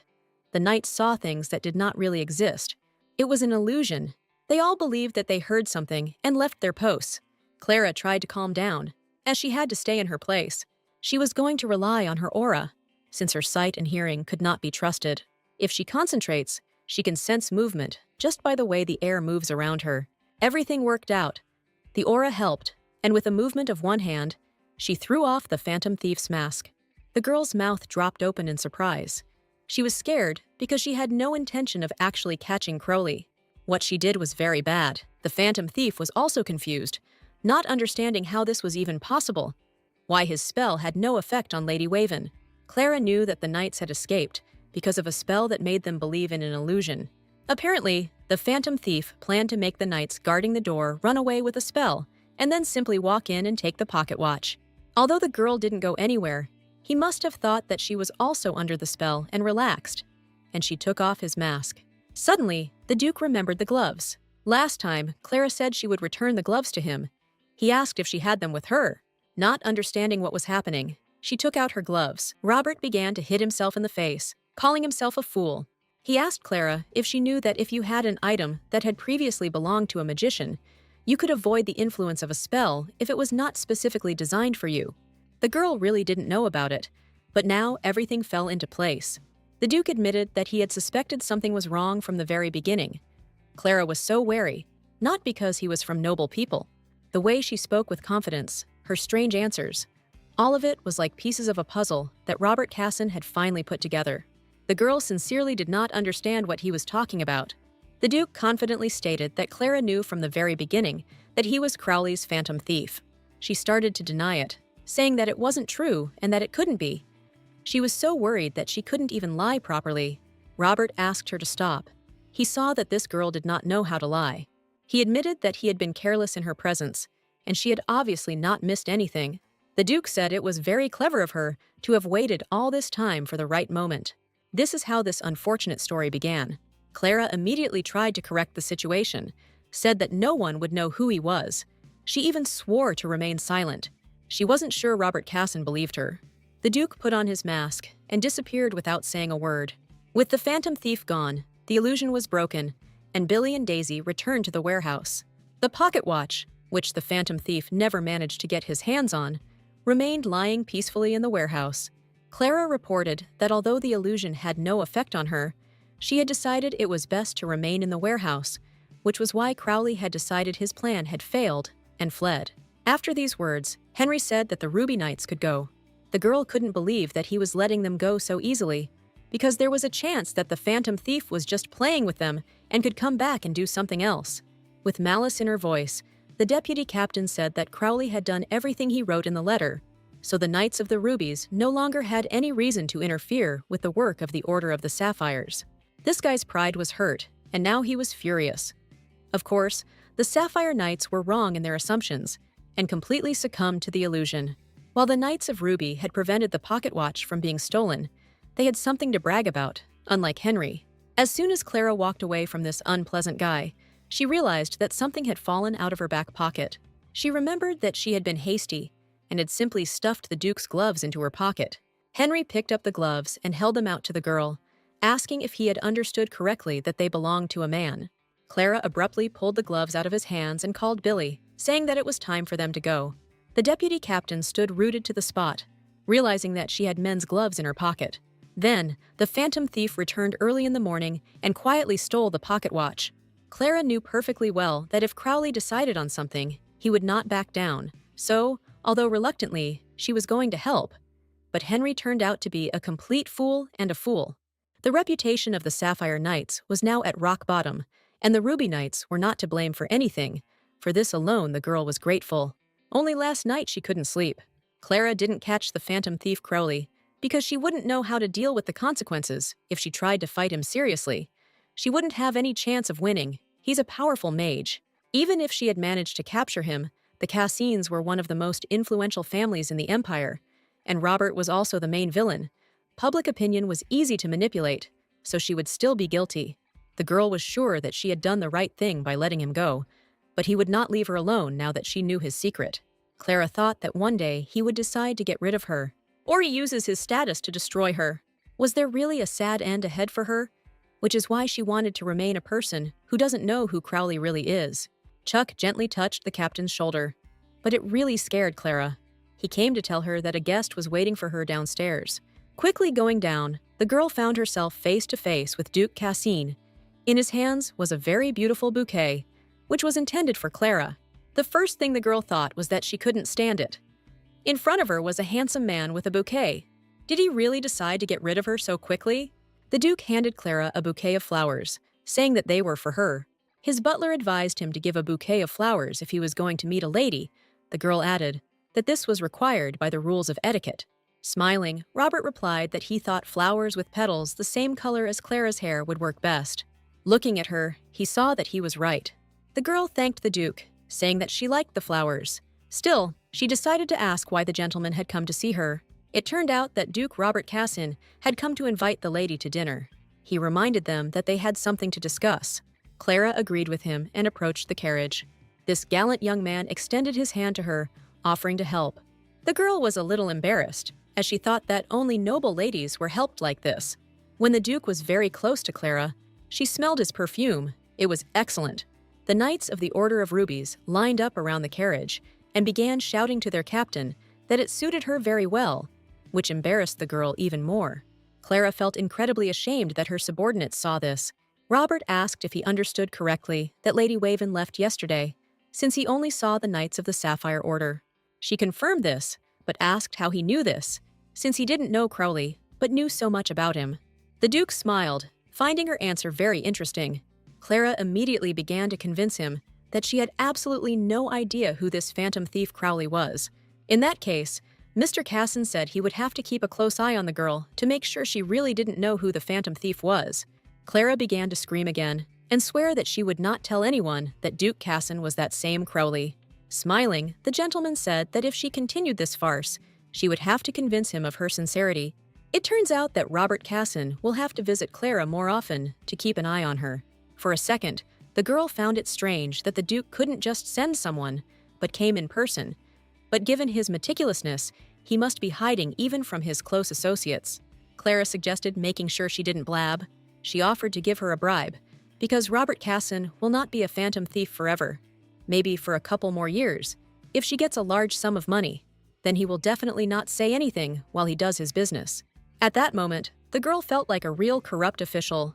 From the Duke's eyes, she assumed he was disappointed in her, but she found this behavior more convincing. Unexpectedly, Robert Casson laughed. Seeing the confusion on Clara's face, he apologized to her, saying that he was not making fun of her, but that it was just funny. Someone who only cared about money wouldn't make such an expression, and the girl looked so displeased, as if she wanted to say that only in this case would this gentleman get it. Robert realized that she really wasn't going to tell anyone about him, but he still didn't understand the reason. Before Clara could answer, they arrived at their destination. Extending his hand to her, the Duke said that he would be interested to know more about the girl. She was delighted with this restaurant. It was incredibly huge, wherever you looked. It felt like this place was only for the richest, and there was also a private room. Clara remembered that she still hadn't given the gentleman his gloves. She apologized for not returning them for so long. Robert replied that she could keep them for herself, in case she wanted to break his spell again. The girl explained that if the phantom thief Crowley really did harm to people, she would not remain silent. This also applies to yesterday's case. The Sapphire Knights suspected that Crowley wanted to free the criminal. They believed that the phantom thief had an assistant. Clara didn't think so, because judging by this man's methods, he had principles that he followed. The phantom thief didn't seem like the type of person who would commit a serious crime and hurt someone. He helped the boy. Such an act was more of a benefit to society. At that moment, the girl realized that she had talked too much. Noticing the Duke's expression, she said that he was as flattered as if she had just praised him. He almost choked on what he heard and began to shout that this was not true at all. Clara said that it was okay if Robert did a good deed, but no one knew it was him. Then it was okay to want recognition. Returning to the conversation about principles, there was something that interested her. Obviously, not all of Crowley's crimes were committed out of a desire to expose someone. Sometimes he stole ordinary things and then returned them, like that pocket watch. In the book, Cassian was definitely a villain because his actions were directed against the second prince, who was the main character. But Clara didn't remember exactly what villainous actions he had done. She asked if there was a reason for these strange thefts. The only thing the Duke could tell her was that they were all necessary for this whole world. Clara didn't understand at all what he meant by this. She didn't understand how stealing trinkets could help the phantom thief achieve any goal. There may be some political reason. The theft of these things could affect the second prince's chances of ascending to the throne. In fact, what's even stranger is that in the book, the second prince was indifferent to everything except the woman he loved. In general, a typical hero of a novel. Clara assumed that if such a man became emperor, nothing good would come of it. The Duke could tell from the girl's face that he had not convinced her, but she laughed it off, saying that she always had that kind of face. In principle, this was fair, since Robert Casson himself found it difficult to imagine such a thing. Whether Clara believes it or not, he still promised to continue watching her, and she can't convince him otherwise. She had no intention of doing so, but simply wanted to find out if the Duke was going to follow her for the rest of her life. Smiling, he asked if she would like that. For a second, she imagined a love story between them, but then she started screaming that she didn't suffer from anything like that. Robert laughed out loud, referring to the joke. He didn't seem to be going to say how long this would go on. Clara decided to let this situation go, because one day he will stop being Crowley's phantom thief. The main character must convince Casson to give up his thieving hobby. Although at first he supported the first prince, later he will side with the second, because the main character asked him to. The Duke was the second main character, and a former villain. He changed to make the main character happy. So the second prince will definitely become the heir to the throne, and everything will be decided this year. Pouring herself some wine, Clara happily raised her glass, with the thought that she would be able to live under Casson's supervision for the rest of the year and not have anything to worry about. The girl was already slightly drunk. She confessed to the Duke that they had such a nice conversation, and the food was very tasty. For the sake of such a good dinner, she promised to remain silent. Robert realized that she was quite drunk. Clara admitted that she drinks like hell. A little drink always lifted her spirits. The girl almost fell over with joy, but the Duke managed to catch her. He was excited, looked into her eyes, and asked if she was okay. The smell of his perfume drove Clara crazy. At that very second, she jumped away from the Duke, screaming that there was no need to hold her. She knew how to stand perfectly well herself. Casson tried to convince her that he would not touch the girl, and that she had nothing to fear. She was drunk enough, after all, so the Duke was going to walk her home. After thinking for a few seconds, Clara took his arm. Robert noticed that she had excellent manners despite not being from a noble family, and he wondered if knights were taught etiquette. But the girl said that it was all because of her family. She remembered that she was the Baron's illegitimate daughter. Casson asked if her family had lost their title, but Clara could have called it that, saying that she no longer communicated with them. The Duke realized how difficult it was for this girl. She laughed and said that it was all in the past. Robert changed the subject because he wanted to ask something. Leaning closer to Clara, he whispered why she hadn't told anyone who he was. Just as she was about to answer this question, reason took over, and she said that it was a secret. Duke Casson was persistent and asked if there was a special reason for this. Covering her mouth with her hand, Clara said that she was simply ashamed to speak. After all, it's not so easy to tell why. So she pretended that she herself didn't know. She couldn't say that she kept silent for her own safety. Smiling, the Duke said he wanted to make sure she wouldn't blurt out anything when she was drunk, but it seemed he didn't have to worry. Clara realized that she couldn't relax when he was around. It was unknown which of them was more paranoid. Returning home, the young master was met by the butler. The guy asked once again to stop calling him that, because he is already 24 years old. Taking the gentleman's coat, the butler, Derek, said that no matter how old he was, for him, he was always a child. When the Duke's parents died, Derek took charge of him. For him, he was like his own grandson. Also, Derek was the only one Robert trusted completely, the only one he could tell all his secrets to. After Clara found out who he was, she and the butler discussed it, and he shared his opinion. Derek asked the Duke if he had met with Lady Waven, and verified what they had discussed. Robert confirmed this, admitting that the butler was right. It is true that Lady Waven decided to hide the truth because she liked the young master. Derek was very happy to hear this. He even clapped his hands. The man was convinced that no woman in the world could resist the Duke. The man had noticed more than once how women looked at Robert, so he immediately understood everything. Casson thought the butler was exaggerating. Derek still insisted on his own. Otherwise, why would the young lady hide such a secret? There could only be one reason. He wondered if Clara had already confessed her feelings, but the Duke said no. However, given the current situation, there could be no other reason. The girl was probably just too embarrassed. Derek stated with confidence that the young master must completely win her heart and make sure that she would not tell anyone their secret. Robert agreed with him, saying that he would keep an eye on her, but the butler said that this was not enough. Duke Casson needed to charm Clara Waven. Previously, he was not interested in things like romantic dates. His life was filled with missions and responsibilities that he carried on his shoulders. Now, he had no idea how to charm someone. It seemed so difficult. Derek gave him a couple of pieces of advice. Firstly, Robert had to smile in her presence. A smile can melt a woman's heart. Casson was surprised that a simple smile could be so effective. But the butler explained that the girl would not be facing some simpleton. In fact, he didn't need to exaggerate. Clara really was very sweet. The Duke realized that he had said this out loud and raised questions from his butler. The most important thing in terms of seduction was going on dates. It was necessary to take the lady to some special place where women rarely go. A new experience that made the blood boil. Not long ago, Count Morosal sent the Duke an invitation to a dinner party. He owns the restaurant that Lady Waven liked today. The reason he calls people is because he wants everyone to try his new dishes. Casson asked the butler to write a response to Count Morozal's invitation. In his answer, he had to indicate that the Duke would not come to the dinner party alone. Robert thought that Clara would like such a date. In the morning, the girl remembered that yesterday she had gotten terribly drunk and had talked all sorts of nonsense in front of the Duke. She was glad that she hadn't said anything unnecessary, but she still wasn't entirely sure about it. Leon approached Clara to ask how everything went yesterday. The Duke brought her roses and took her somewhere, so the secretary was curious about what happened next. But the girl asked him not to bother her. Besides, Leon was younger than her. She began to justify herself by saying that, at that dinner party, she had caught a criminal, and it turned out that the Duke owed her, and to thank her, he invited her to dinner. Leon looked questioningly at the girl. He did not understand whether she was really so naive that she believed his words. But Clara insistently answered that it really was just dinner. The secretary began to prove that relationships begin with such trifles. People have different tastes, so her naive simplicity could attract him. But before he could finish speaking, the girl grabbed him by the neck. Leon was very lucky, and Liana entered the office. She was glad to see the captain of the Rubies. The girl asked Clara if she remembered her. The captain immediately remembered this girl, who was a knight of the Order of Diamonds.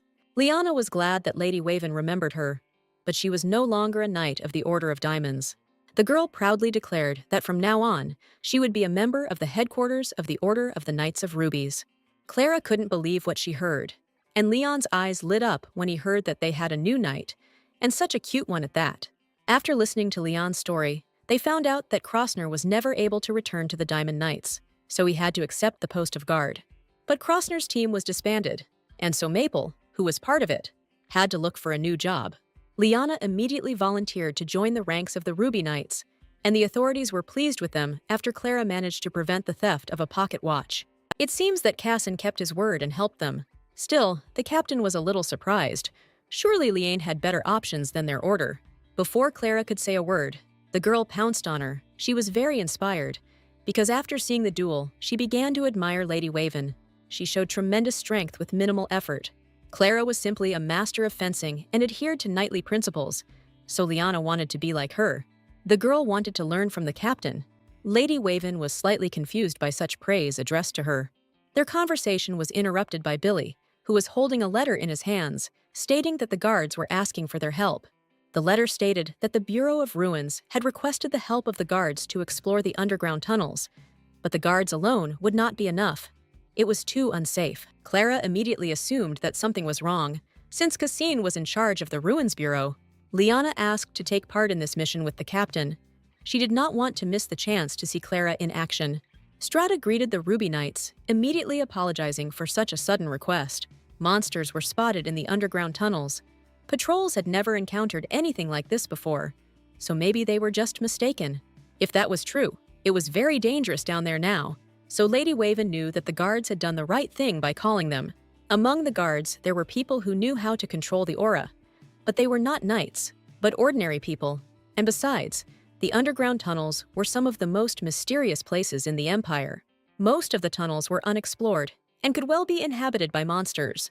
The carriage drove up, and the guard was glad that people from the Bureau had finally arrived. A guy got out of the carriage, introducing himself as an employee of the Bureau of Ruins, giving his name, Mark Baker. Clara couldn't believe her eyes. It was Duke Robert Casson. The guard introduced Mark that today he would be accompanied by guards, as well as these two knights. The guy smiled and said that he would be happy to cooperate with them.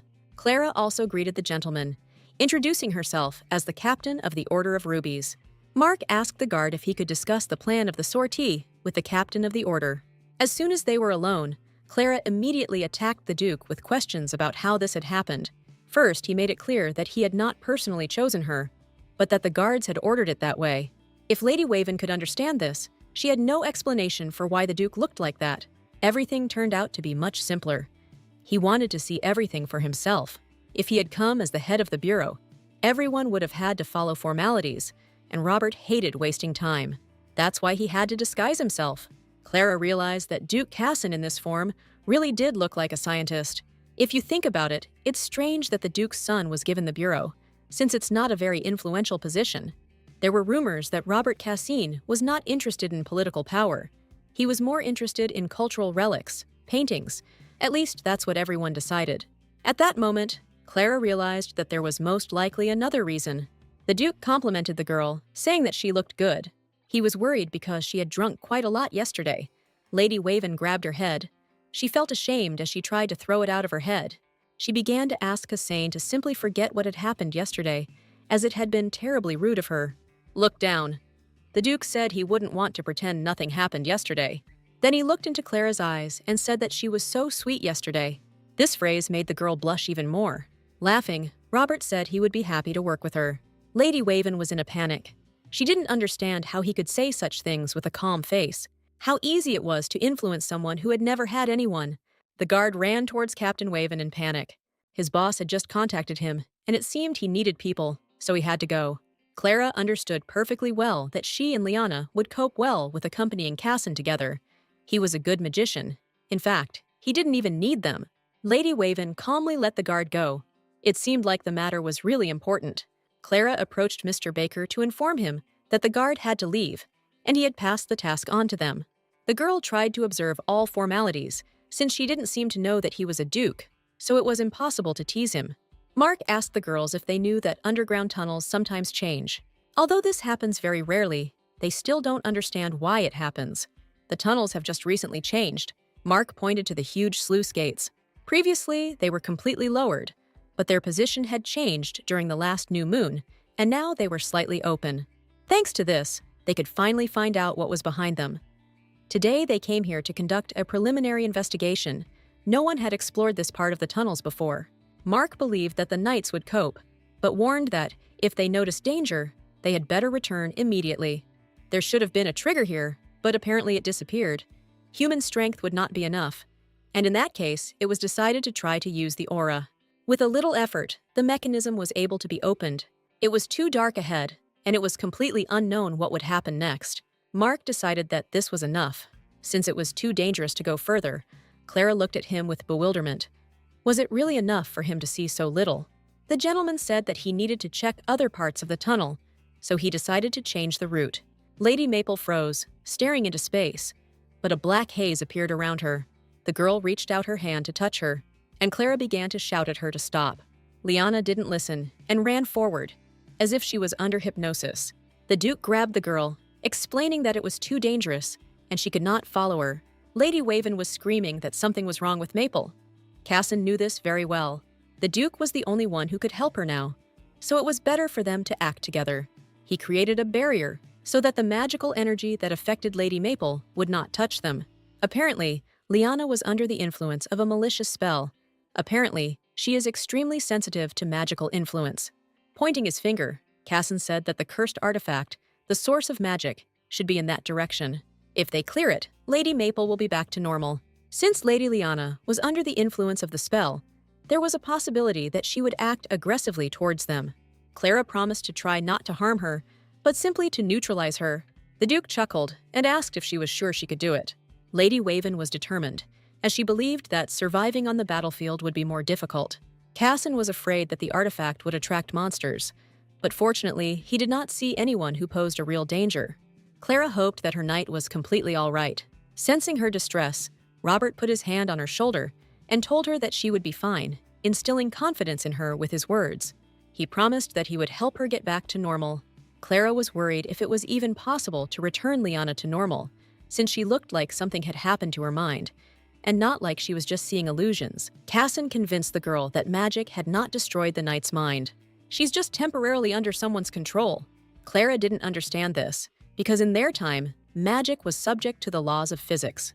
How then is it possible not to destroy someone's mind, but to take control of it and then return it to normal? Lady Waven blocked Liana's attack, sending the girl flying backwards. She was definitely not okay. There was a chest behind her containing an artifact. Clara's eyes lit up, and she said she would take the knight on herself, while Cassin was going to deal with the artifact. The captain asked the lady for forgiveness in advance. She didn't want their battle to look like this. Something happened to the floor. Liana didn't even use aura to attack. With one blow of her hand, Lady Maple destroyed the wall that was behind Clara. She was incredibly strong. Could it really be all the influence of the artifact? Lady Waven shouldn't have hurt Liana, so she was currently at a disadvantage, something that hadn't happened to her for a long time. Their powers were not equal because of the magic that affected the girl. She was also a skilled knight. Clara could only rely on her sword skills. All this simply delighted her. She loved the feeling she got when defeating a strong opponent with just her abilities. Liana was unconscious, even though the captain hadn't hit her with all his strength, but it still must have hurt her. At that moment, the captain remembered Cassin, or rather, how he was doing there. After some time of active use of magic, the Duke held a chest with an artifact in his hands. The chest was rusty, just like that old pocket watch. Clara realized that these were traces of dark magic. Most people didn't know, but in their world, there were traces of ancient forces that were called dark magic. Unlike regular magic that worked according to standard rules, dark magic did not follow them. She could subjugate people and control them like puppets. In the book, when the main character and the prince grew up, someone who possessed dark magic suddenly appeared and tried to destroy their love. There were rumors that this dark magician was somehow connected with the phantom thief Crowley. After Casson put an end to his thieving past, the dark magic also disappeared. Clara couldn't understand how he managed to cleanse the chest of dark magic. Why he tried to change the subject, why he pretended that it was ordinary magic, all these questions remained unanswered. Duke Casson said in all seriousness that what happened today must remain a strict secret. Meanwhile, he made the artifact invisible. Although Clara did not understand everything completely, she agreed, then asked about Lady Maple. Using his magic, the Duke said that the knight would not remember anything. Most likely, she would think that she had lost consciousness. Cassin's spell worked, and the girl was fine. Robert would be very grateful if Clara told Lyanna that she was attacked by monsters. In fact, Lady Waven didn't want to suspect the Duke of being the dark mage and the main villain. He did good deeds. He even said that he was doing this for the sake of the whole world. Maybe these were empty words, but they sounded sincere. Every person had a dark side. Henry seemed like a good person, but he had been trying to tighten the noose around Clara's neck for a long time. Whether Cassin was a good man or not, there was no room for a girl character in this book. The Duke's decision will be influenced by the main character, so this story with dark magic will probably end well. Clara just needed to calmly wait for the main plot to end. Robert asked if Lady Waven had anything she wanted to ask him, such as why he had asked to keep today's incident a secret. It made no difference to her whether she kept one secret or two. If the Duke didn't want to, he didn't have to explain anything to her. Cassin didn't expect such an answer. In any case, he would have to deal with this alone. For now, their main concern was Lady Maple. Since they were supposed to deliver her to the surface, Robert assumed he would have to carry her. Who would have thought that a villain who hides his identity would be able to say such a stupid thing? Clara immediately said that she would carry the girl, since she was not so stupid as to force his lordship to carry her alone. At that moment, Lyanna woke up and immediately asked the captain what happened. The two breathed a sigh of relief that the lady had woken up.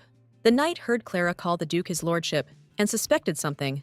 Lady Waven had to come up with an excuse that Cassin had simply changed his clothes so he could investigate what had happened in the tunnels without causing any trouble. And Lyanna panicked because she had been rude to him, but it seemed that Robert was the one who had behaved badly. Before leaving, he would like to speak with the captain alone. Approaching the Duke, the girl asked what he would like to talk about. Looking into her eyes, he asked if Clara was free the following Sunday afternoon. She hesitated slightly before replying that she was free to go, unless, of course, the phantom thief sent a warning about the theft. This made the Duke laugh, and he replied that he hoped Crowley would not do that.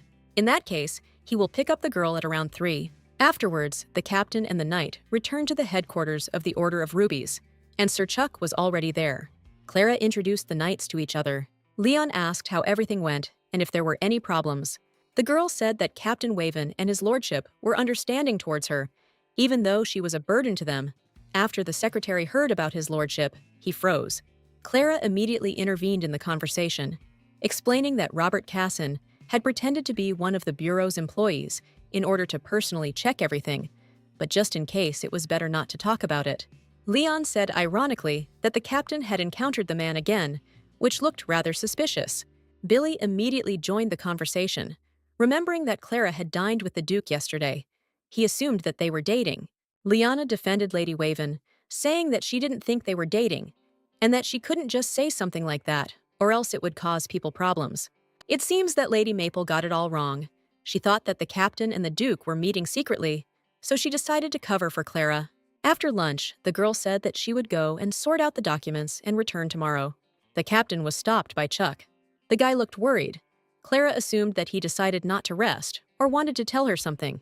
The knight was going to talk to her about Cassin. She thought that the knight also wanted to joke about her, but then she repeated again that they were not together. Chuck believed her. If the captain said so, then so it was. But that was not what he wanted to talk about. No one knows how relationships between people may change in the future, and relationships between commoners and nobles rarely end well, said the knight. He was really worried about Clara and looked quite serious. The girl assumed that this guy's relationship had ended badly. She tried to reassure him, telling him that he had nothing to worry about. Of course, one cannot make predictions, but even if she suddenly develops some feelings for Duke Cassin, it is unlikely that such a person will reciprocate her feelings. Laughing, Clara asked Chuck not to worry and to go and continue his vacation. It turned out that the knight was worried precisely because he knew that the Duke already had feelings for the captain. Henry was regularly informed about what Clara was doing. Recently, the name Robert Cassin has appeared more and more frequently in these reports. The nobility had already discussed the fact that Duke Cassin and Clara had been seen alone in the restaurant.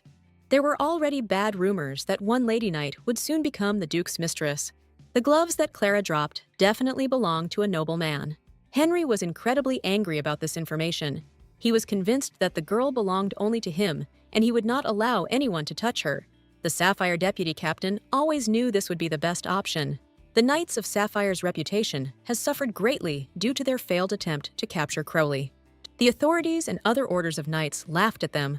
Henry knew he had to take revenge on the Phantom Thief for such humiliation, and Clara would finally be his. For this reason, he decided to take a risk. It's time to write a response. Sunday, around 3 o'clock in the afternoon, everything was completely wrong. The clothes that were made for Clara did not fit as they should. Then she tried to push away the thought that this was a date. There was a knock at the door. It was Duke Cassin's butler. He was going to escort the girl to the carriage. Clara asked to wait on the first floor, saying that she would just put on her jacket and come down. At first glance, the girl felt that this man was treating her too well. She asked if they would go to a restaurant, but the butler was surprised that she had not been told about the place for the meeting. The plan was that they would stop at the boutique first today. Duke Cassin was already sitting in the carriage, looking as dazzling as ever. Clara noticed how Robert was glowing. She greeted him, saying that they hadn't seen each other for a long time. Having got into the carriage, the girl asked if they would go to a restaurant today. After thinking for a moment, the Duke replied that he didn't think he had promised Clara a trip to a restaurant that day. Today, they were going to attend Count Morcel's dinner party. The dinner will be held in honor of the new menu that was created by the chef of the restaurant that the girl liked so much. Robert thought it was a lucky coincidence, so he invited her. Lady Waven simply froze in surprise. After a few seconds of silence, she asked if the gentleman was really taking her to a dinner party as his partner. The Duke asked her if she thought it was too much, and she replied that many would think so. Robert looked down and said that he must have been mistaken. Clara sat there all red. Even in such a situation, the Duke seemed nice. Beauty gave a huge advantage in life. She tried to tactfully explain that not all people like social events. It would be better if he first asked her opinion about this meeting place. Cassin realized his mistake and apologized to the girl. With a sad look, he said that in that case, he would have to warn the Count that he would come to the event alone. Clara began to stop the gentleman, because this could look bad on his reputation. Invitations are sent out in advance. Consent or refusal to attend the event must also be sent before the day of the event. Saying that you will come with a partner and showing up alone means insulting the host. Robert said that it was his own fault, so Lady Waven shouldn't worry. If he had arrogantly told her that she dared not refuse him, she would not have cared. But now it was a completely different situation. The Duke just wanted to please the girl. But as soon as he realized that he had been rude, he immediately apologized. Clara had doubts again. In front of her was definitely a villain who was hiding the fact that he was engaged in dark magic. The girl confidently stated that she would go to the event with Cassin. She still thought it was too much, but she would feel even worse if people thought the Duke was rude, so she decided to do something that would make it easier for herself. Embarrassed, Lady Waven said that she seriously forgave Robert, but this was the first and last time. She asked him not to decide such matters again without asking her first. Cassin promised that this would not happen again, and they both made good on their promises. As soon as the couple crossed the threshold of the boutique, they were immediately greeted by 4 charming girls ready to help them choose a dress. The Duke introduced his companion. When the boutique owner found out that a knight was standing in front of her, she smiled, saying that it was then clear why Clara had such a chiseled figure. While Lady Waven was in the fitting room, Robert Cassin was waiting for her in the boutique hall. After some time, Clara came out to him in a chic red dress. The boutique owner chose a dress that emphasized the girl's figure. Lady Waven felt a chill down her spine and realized that something was missing. As soon as the Duke saw Clara, he seemed to be speechless. Only after the owner of the boutique called him several times, he realized that all this time he had been looking at his companion without taking his eyes off. A little confused, Robert declared that red did not suit his companion. The boutique owner did not expect such an answer. She was sure that a bright dress would suit the lady. She asked about the cut, whether the Duke thought that this cut would also not suit Clara. Cassin was incredibly embarrassed, and he answered in a barely audible voice that it was cold outside now, and it would be better to choose a more closed dress. In her mind, Lady Waven agreed with him. As spring had only just begun, Clara felt a strange atmosphere in the boutique, but she couldn't figure out what it was. The boutique owner understood the gentleman's preferences and invited the girl into the fitting room to try on the next dress. Robert Cassin called Clara to ask if she liked the dress itself. The girl couldn't say that she liked it, since she wasn't very interested in fashion and didn't care. She only thought that it would be cold in such weather. Although she was sorry that red didn't suit her, she was the captain of the Ruby Knights after all. Stuttering slightly, the Duke said that his preferences did not matter. She could choose any dress she liked. Clara found herself in an awkward situation because she had just made a joke and Cassine thought she was upset. The gentleman said that once the dress was chosen, the girls from the boutique would take care of everything else, makeup and other little things. Robert had already contacted a nearby jewelry boutique, so Clara could choose any jewelry she wanted. The girl who did Lady Waven's hair said that the new dress matched her eyes, but the lady didn't listen to her as she was thinking about how much the jewelry she was wearing cost. The girl assumed that the Duke really liked Clara. The first dress she tried on was quite revealing, and Cassine was likely worried that others would look at his companion. This girl was simply touched by the situation, saying that it was a pity that her lover had never been as jealous as the Duke was of Clara. Realizing the situation she was in, Lady Waven began to explain that the girl had misunderstood everything, that she and the Duke did not have that kind of relationship, that they were only going to this dinner together. The girls pretended not to hear her, calming her down so she wouldn't worry, since everything they picked out suited her. Finally, his lordship was informed that his companion was ready. Robert Casson just froze with his mouth open when he saw Clara. She was beautiful. Coming to his senses, he extended his hand to her and asked her to do him the honor of accompanying her to the dinner party.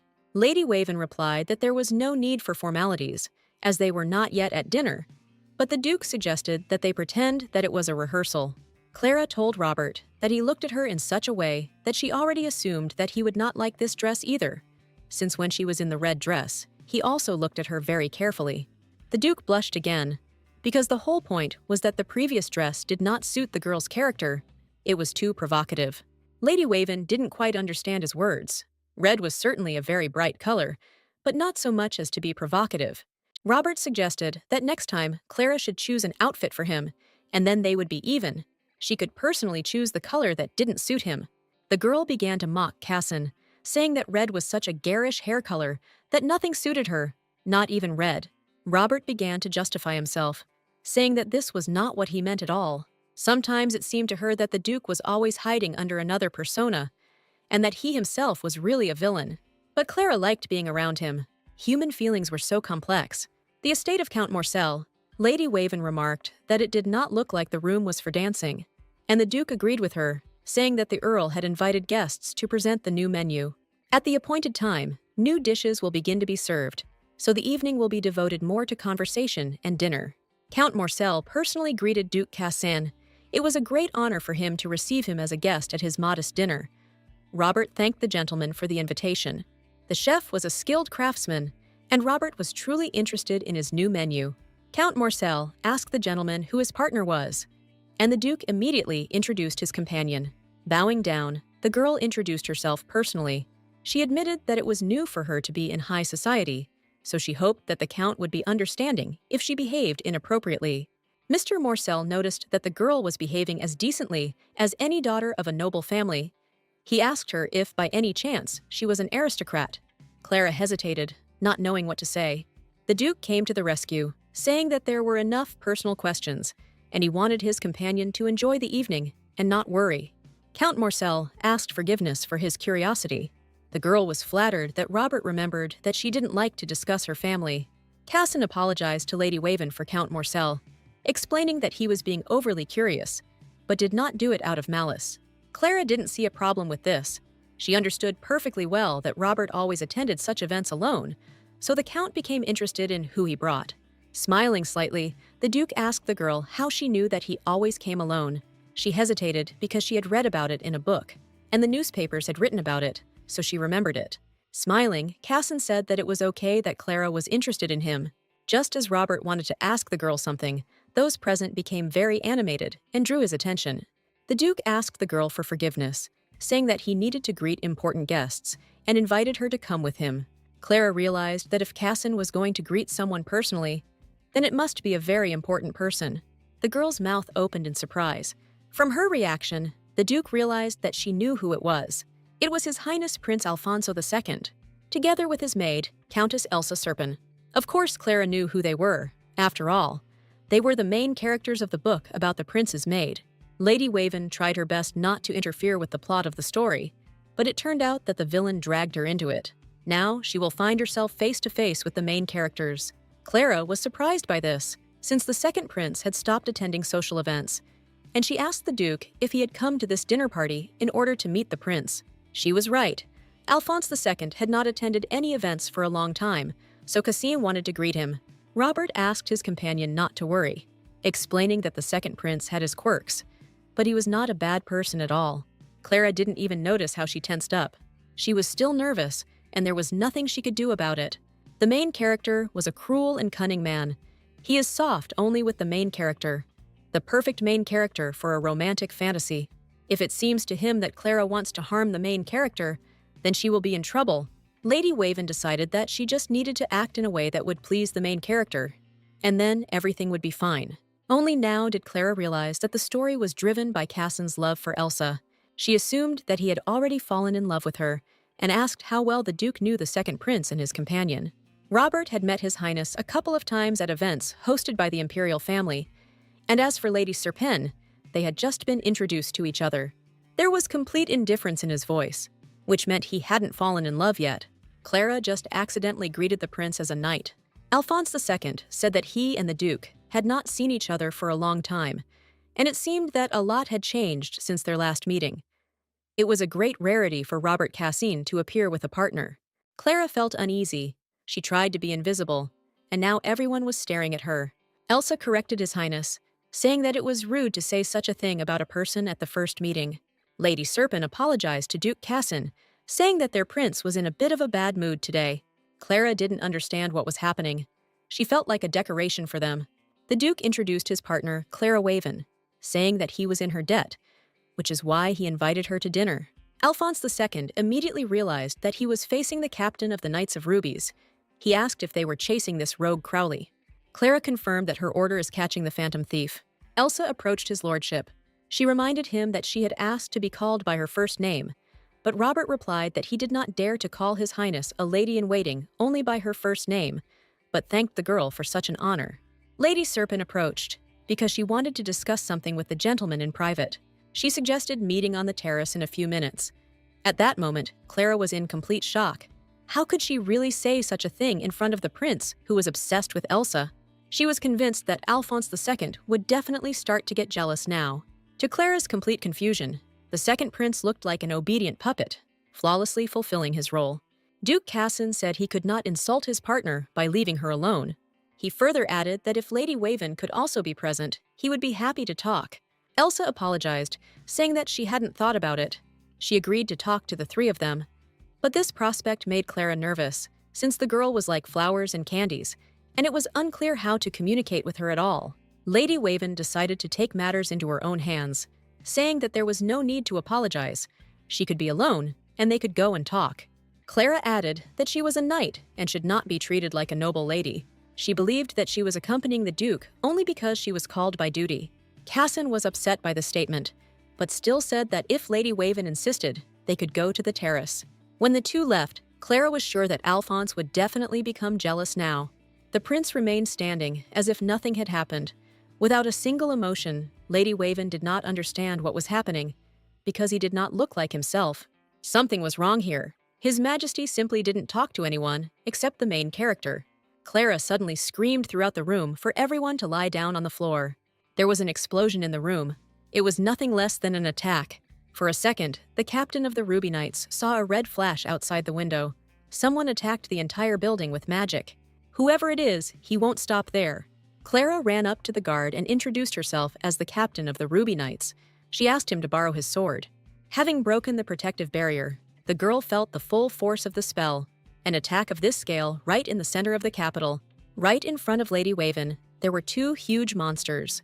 It was like some kind of madness. An Orph-class monster right in the middle of the capital.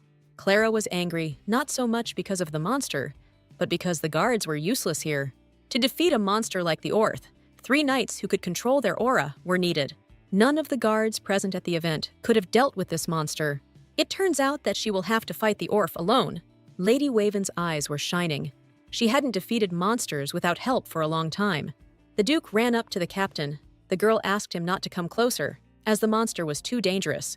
Robert Casson stared at her in bewilderment, because if that was the case, then Clara was in danger too.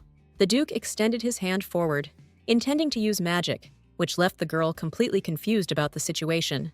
All this time, Casson hid the fact that he was a mage from everyone, even from his rival, the second prince. Yet, he was willing to reveal his secret in front of everyone, just to protect Clara Waven. The girl moved forward, and the Duke began to shout at her not to move.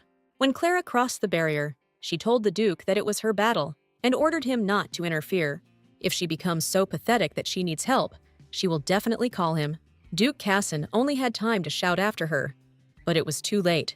This monster was slow. Maybe Clara had a chance to win. She just had to put in enough effort. She was confident in herself and knew that she could do it. Her aura was like fire. The blue flame was the most powerful. Using that kind of power in a normal battle was foolish, like burning down an entire forest to destroy one flower, and it would also drain her body.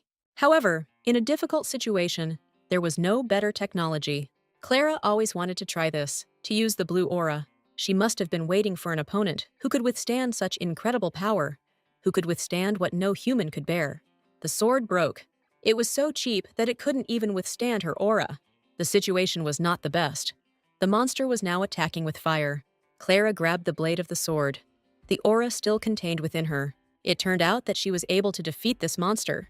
The Duke caught her in time. After wasting so much aura, she was completely exhausted. Robert Casson praised her and asked her to hold on. He had already called a doctor. Having apologized in advance, he picked up Clara in his arms. She began to shout that she would get there herself and that there was no need to carry her. But the Duke refused to listen to her, saying that before making such statements, she should wipe the blood from her lips. From his face, Lady Wywin could tell that his lordship was angry. Did she hurt his pride before she told him not to interfere? Clara let go of the situation as the wounds that were bleeding began to hurt. At that moment, Elsa rushed to the captain, shouting that she would help the girl. Lady Wywin didn't remember that according to the book. The main character could heal people. Clara seemed to be losing consciousness. Something was wrong with her. The girl didn't understand where she was. She had small hands. It must have been a dream. The dream of being kidnapped and held in a cave as a child often came to her when she was seriously injured. Apparently, Clara was very impressed by this, as it was the first time in her life that she experienced such terrible pain. When she was 12 years old, at a time when she was much younger than she is now, she ran away from home and was then kidnapped. The day before she ran away, her father cut off her long hair, which she had been growing for a long time. Then the father said that if the hair was light, like Clara's mother's, it could be sold for a good price. But this would not even be enough for a month's supply of booze. He called his daughter a useless piece of trash. When her father cut off her long hair, which was so dear to her, she was so shocked that all the sadness that the girl had been holding inside burst out. Then she thought that it would be better for her to remain alone than to experience this every day, since her family would always mock her because she was useless. This is what Clara thought about at dawn the next day. She changed into her brother's clothes, collected all the coins she could find, and ran away from that terrible house. Then she rashly contacted the employment agency, declaring that she wanted to find a job.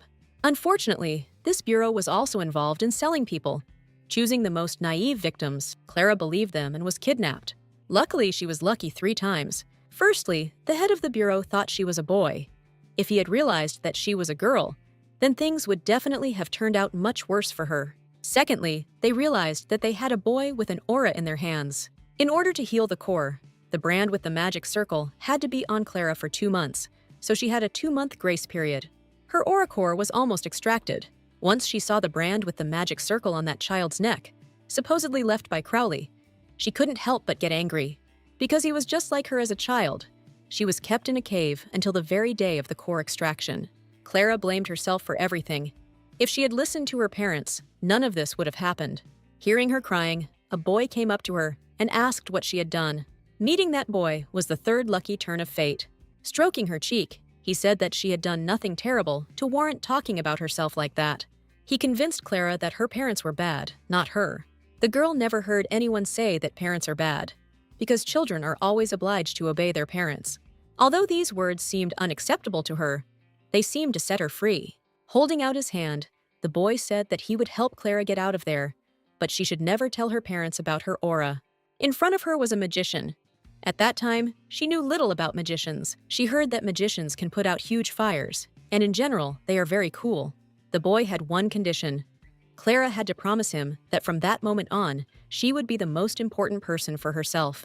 She promised him this.